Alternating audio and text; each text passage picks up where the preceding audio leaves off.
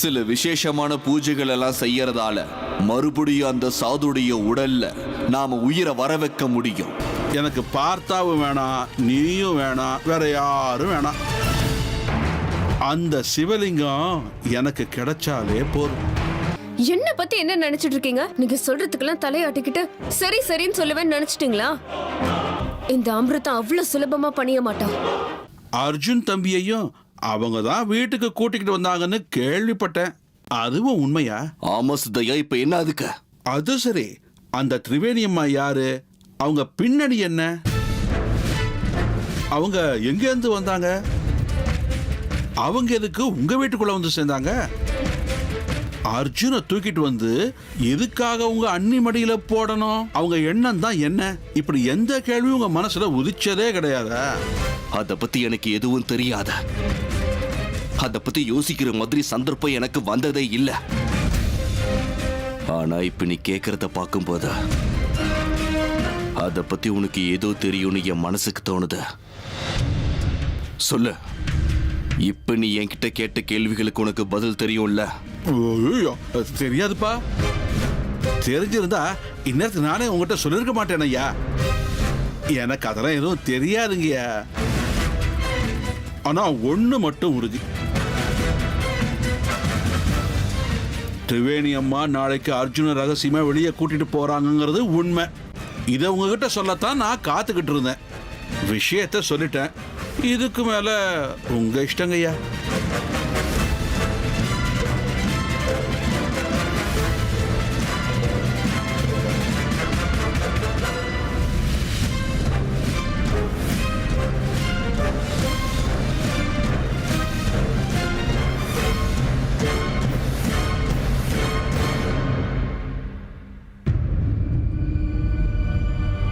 இது என்ன புதுசா இருக்க? அம்மா எதுக்காக அர்ஜுனை வெளியில கூட்டிட்டு போகணும்? எனக்கு தெரியாம ஏதோ என்னை சுத்தி நடக்குது.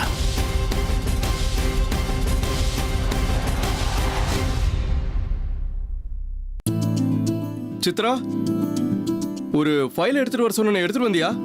சீக்கிரம் எடுத்துட்டு வா, எனக்கு ஆபீஸ்க்கு நேரம் ஆச்சு. அண்ணா, என்னை பத்தி என்ன நினைக்கிற நீ? என்னடா திடீர்னு என்னாச்சு? பின்ன என்னண்ணா, நான் ஒருத்தன் இந்த வீட்டுல இருக்கேன்னு உங்க எல்லாருக்கும் ஞாபகம் இருக்குல்ல?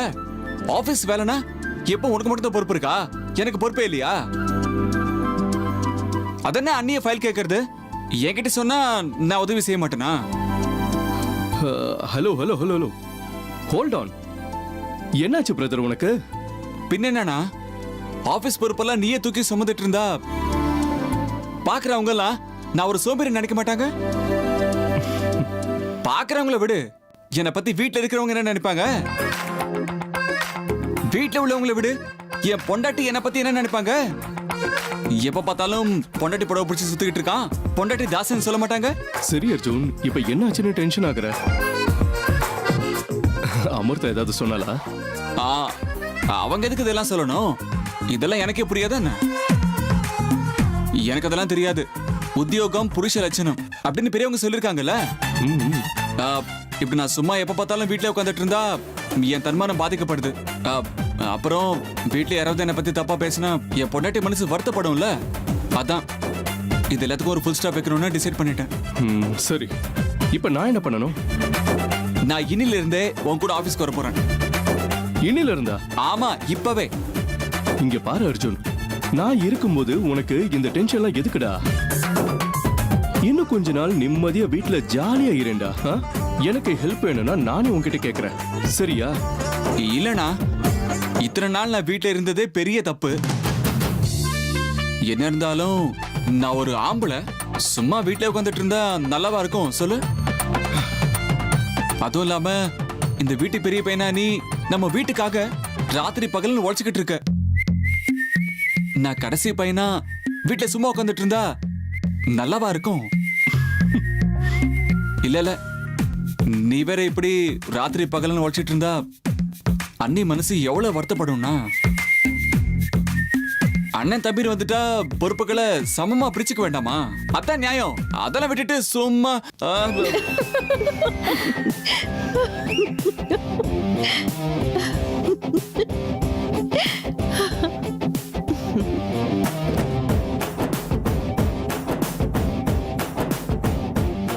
அண்ணா ஏதோ ஃபைல் வேணும்னு கேட்டல, இரு நான் போய் கொண்டு வரேன்.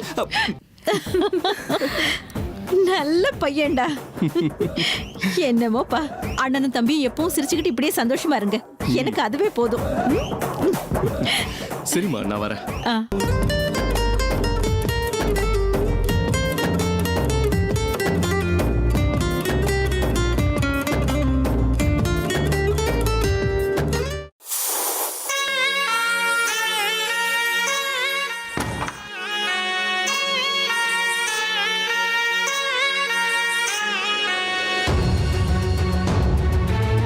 இருந்தாலும் அப்பப்போ இவரு சின்ன குழந்தை மாதிரி நடந்துக்கிறாரு.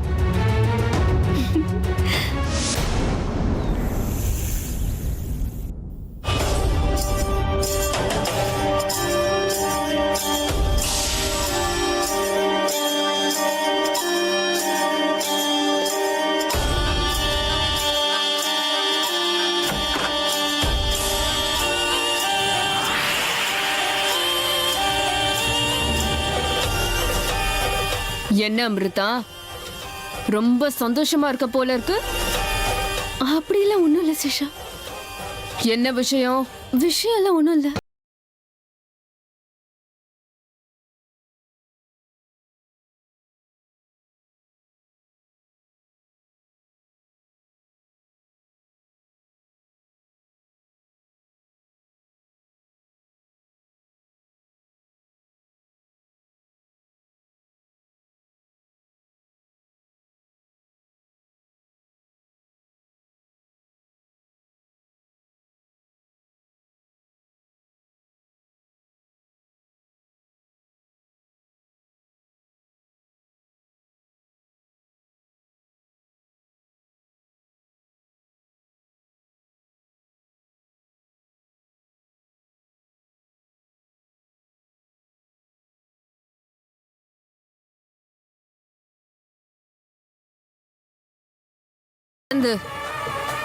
செய்ய வேண்டிய வேலையை செய்யாம நேரத்தை வீணாக்குறேன்னு என் மனசுக்கு ரொம்ப வருத்தமா இருக்கு. அப்படியெல்லாம் சொல்லாத சேஷா. அதான் நீயே பார்த்துக்கிட்டு இருக்கல, நம்ம இஷ்டத்துக்கு நம்மளால எதுவும் செய்ய முடியாது. அது நடக்காதுன்னு உனக்கும் தெரியும்ல. போன தடவை நீ அப்படித்தான் செய்ய முயற்சி பண்ண. ஆனா நீ எப்படி போய் மாட்டிக்கிட்டேன்னு மறந்துட்டியா சேஷா? அதுக்குன்னு என்னால சும்மா உட்காந்து பார்த்துக்கிட்டு இருக்க முடியாது அமிர்தா. ஏதோ ஒரு ஆபத்து வந்துருச்சுன்னு முயற்சி பண்றதையே நம்ம விட்டுட முடியுமா? இல்ல, நீ இப்படி நிதானமா இருக்கிறது என் மனசுக்கு சரியா படல.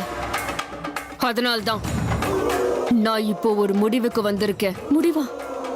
என்ன முடிவு? சொல்றேன். இந்த தடவை என்னோட முடிவு ரொம்ப கடினமா இருக்க போகுது அமிர்தா.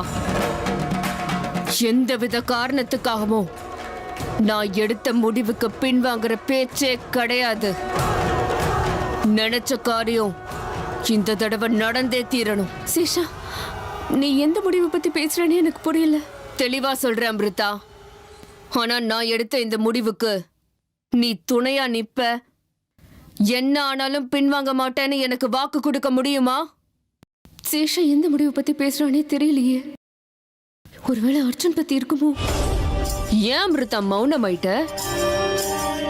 சொல்லு, நான் எடுக்கிற இந்த முடிவுக்கு நீ துணையா இருப்பியா? நிச்சயமா சேஷா. நீ என்ன முடிவு எடுத்தாலும் சரி, அதுக்கு நான் நிச்சயமா துணையா நிப்பேன் சேஷா.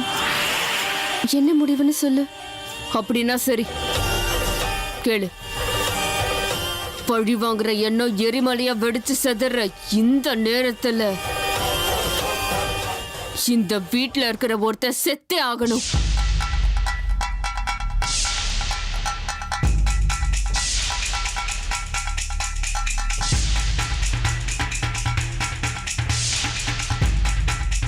நம்ம எதிரியோடைய அழிவுக்கு ஆரம்ப புள்ளி வச்சே ஆகணும். அப்புறம் நம்மளோட இந்த அடுத்த பலி யாரா இருக்கணுங்கிறத நான் ஏற்கனவே முடிவு பண்ணி வச்சுட்டேன். யாரு சேஷா? இந்த 3 விரல்ல ஒரு விரல் தொட அமிர்தா.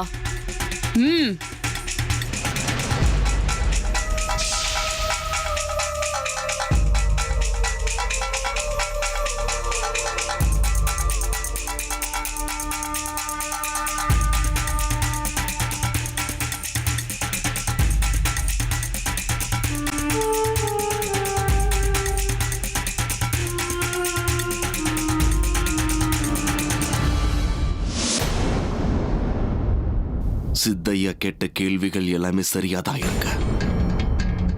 நாங்க எதுக்காக இத்தனை நாளா இவன் கேட்ட கேள்விகளை அவங்க கிட்ட கேட்கவே இல்லை. அம்மா எங்கிருந்தோ வந்தாங்க. இந்த வீட்டுக்கு வந்து சேர்ந்ததுக்கு அப்புறம் எங்களை பார்த்துக்கிட்டாங்க. கூட அர்ஜுனையும் கூட்டிட்டு வந்தாங்க. ஆனா நாங்க யாராவது இத்தனை நாளா அம்மா எதுக்கு இங்க வந்தாங்க, எங்கிருந்து வந்தாங்கன்ற கேள்வியை கேட்கறதுக்கு தைரியம் வரல. அதுவும் இல்லாம இந்த அர்ஜுன் யாருடைய பையன்? அர்ஜுன் எப்படி எங்க அம்மா கைக்கு கிடைச்சான்? அம்மாக்கும் அர்ஜுனுக்கும் என்ன சம்பந்தம்? அர்ஜுன் பின்னணி என்னவா இருக்கும்? உண்மையை சொல்லணும்னா வீட்டுல இந்த அளவுக்கு ரகசியங்கள் இருக்கும் போது அதை விட்டுட்டு வெளியில ரகசியத்தை தேட போயிட்டேன். உண்மையிலேயே நான் ஒரு முட்டாள்தான். என்னோட எல்லா கேள்விகளுக்கும் நான் எப்படியாவது பதில தேடி ஆகணும்.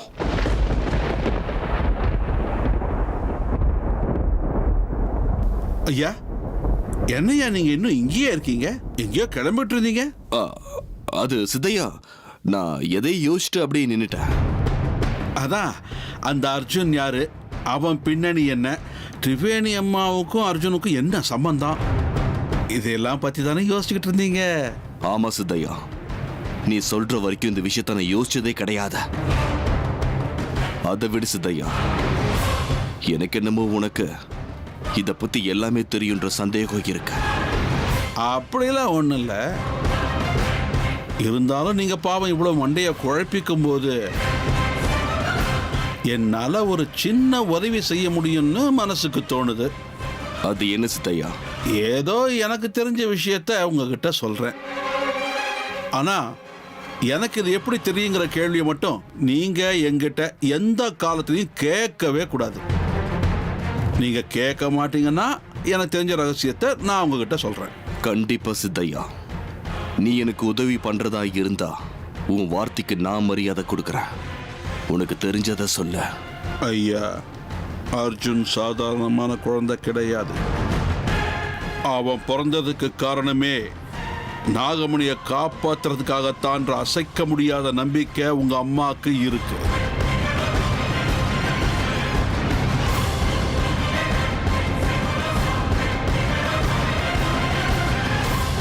சித்தையா, நீ என்ன சொல்ற? உண்மைதாயா. நாகமணி எங்க இருந்தாலும் அது அர்ஜுன் ரொம்ப பத்திரமா பார்த்துக்கிட்டே இருப்பாங்கிற நம்பிக்கையில தான் உங்க அம்மாவும் அவனை ரொம்ப நம்பிக்கையா ஜாக்கிரதையா வளர்த்துக்கிட்டு இருக்காங்க. அந்த குழந்தை பிறந்த நேரத்துல கணிச்ச ஜாதகத்து படி பார்த்தா அவனுக்கு 25 வயசு முடிஞ்ச உடனே அவனோட வாழ்க்கையில ஒரு மிகப்பெரிய மாற்றம் ஏற்படும். இது எல்லாத்தையும் யோசனை பண்ணி தான் உங்க அம்மா எல்லா விதமான விஷயங்களையும் ஏற்பாடு பண்ணிக்கிட்டு தான் அர்ஜுனை இங்கேருந்து வெளியே கூட்டிட்டு போக போறாங்க. இதுதான் எனக்கு தெரிஞ்ச உண்மை. நீ சொல்றதெல்லாம் உண்மைதானா சித்தையா?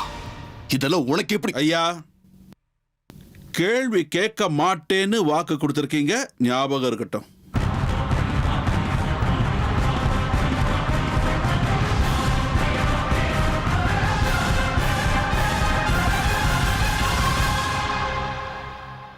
அமிர்தா, ஏன் கல்லு மாதிரி நிக்கிற? சொல்லு, உன்னோட முடிவு என்னன்னு சொல்லு. இன்னைக்கு நீ வாயை திறந்து பேசிதான் ஆகணும். இந்த 3 விரல்கள்ல ஒண்ணு நீ தொட்டுதான் ஆகணும். இதுக்கு மேல காத்திருக்க முடியாது. அதுக்கு முன்னாடி இந்த 3 விரல்கள்லயும் யாருடைய பேர் இருக்குன்னு சொல்லு சேஷா. அது உனக்கு தேவையில்லாத விஷயம் அமிர்தா. அதை ஏற்கனவே என் இஷ்டப்படி நான் முடிவு பண்ணிட்டேன். முதல்ல இந்த 3 விரல்கள்ல ஏதாவது ஒரு விரலை தொடு. அதுக்கப்புறம் யாரு என்னங்கிறதெல்லாம் உனக்கே தெரிய வரும். தொடு அமிர்தா, சீக்கிரம் உன்னுடைய விருப்பம் என்னங்கிறத எனக்கு தெரியப்படுத்து.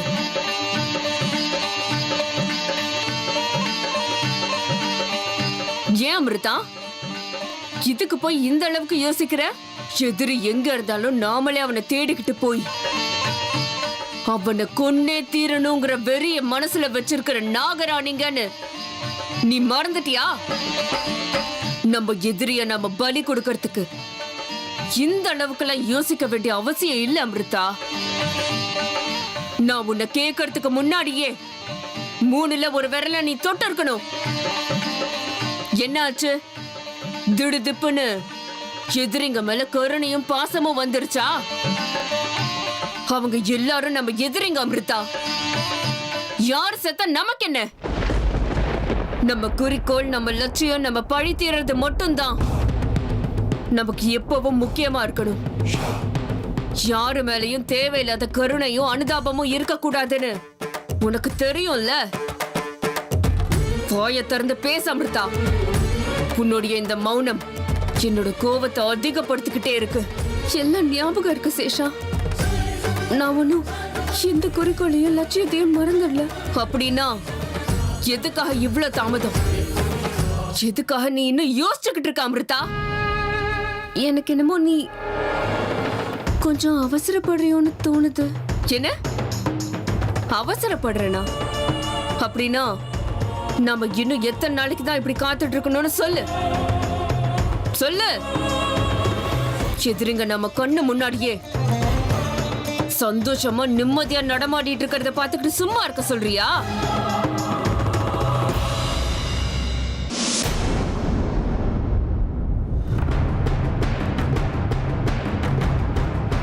ஏய் திருவேணி,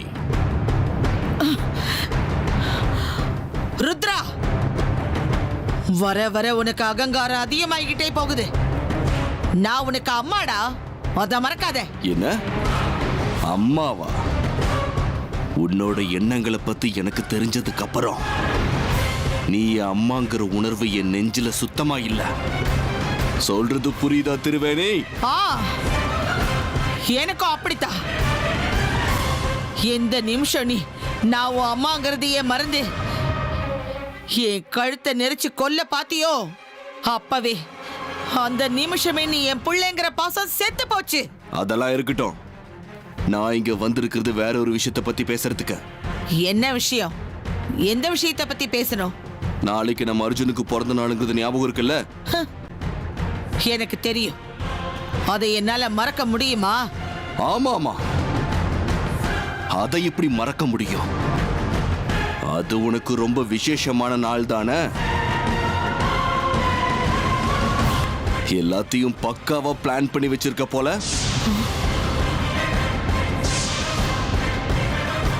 இல்ல, வாய்ப்பே கிடையாது. இத்தனை நாள் நம்ம பொறுமையா இருந்ததே தப்புன்னு சொல்லிக்கிட்டு இருக்க. நீ என்னடானா அவசரப்படுறோம்னு சொல்லிட்டு இருக்கியா? என்ன ஆச்சு உனக்கு? இந்த மனுஷ உலகத்துல இருக்கிறவங்கள மாதிரி நீயும் இப்ப குருடாயிட்டியா அமிர்தா? இல்ல, எனக்குள்ள இருக்கிற பழி வாங்கணுங்கிற பேரு என்னைக்குமே குறையாது சேஷா. இது பாரு சேஷா, என்னோட இந்த நடவடிக்கையை பார்த்து நீ என்ன தப்பா புரிஞ்சுக்கிட்டேன்னா நான் என்ன பண்றது? என்னோட நிலைமைய கூட நீ கொஞ்சம் யோசிக்க வேண்டாமா? உன் நிலைமையா? நீ உன்னோட எந்த நிலைமைய பத்தி பேசுற அமிர்தா? கொஞ்சம் யோசனை பண்ணி பாரு. நான் இன்னைக்கு இப்படி ஒரு நிலைமையில இருக்கிறதுக்கு காரணம் யாரு? அதே எதிரிங்க தானே. அவங்கள கூண்டோட ஒளிச்சு கட்டணும் தானே நாம இந்த அளவுக்கெல்லாம் போராடிக்கிட்டே இருக்கோம். இன்னும் எந்த நிலைமைய பத்தி பேசிக்கிட்டு இருக்க அமிர்தா? இல்ல அமிர்தா, உன்னுடைய வார்த்தைகளுக்கும் முக பாவங்களுக்கும் கொஞ்சம் கூட சம்பந்தம் இல்லாம இருக்கே.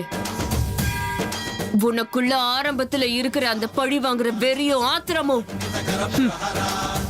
எதுவுமே இப்ப இல்லையா அமிர்தா? தேவையில்லாம சாக்கு காரணம் சொல்லிக்கிட்டு நம்ம எதிரிகளை பலி வாங்குறதுக்கு முன்ன பின்ன யோசிச்சுக்கிட்டு நிலைமை சரியில்லைன்னு ஏதோ ஒண்ணு சொல்லிக்கிட்டு உன்னுடைய குறிக்கோளையே நீ மறந்துகிட்டு இருக்க அமிர்தா. இதோட நிறுத்திக்கோ அமிர்தா. நிராதரவா இருக்க நீ போடுற நாடகத்தையும் அவசியங்கிற வார்த்தையும் தூக்கி எறிஞ்சிரு. மனித உலகத்தோட வலையில மாட்டிக்கிட்டு நாகராணியா யோசிக்கிறதையே நீ மறந்துட்ட. சேஷா, போதும், நிறுத்து.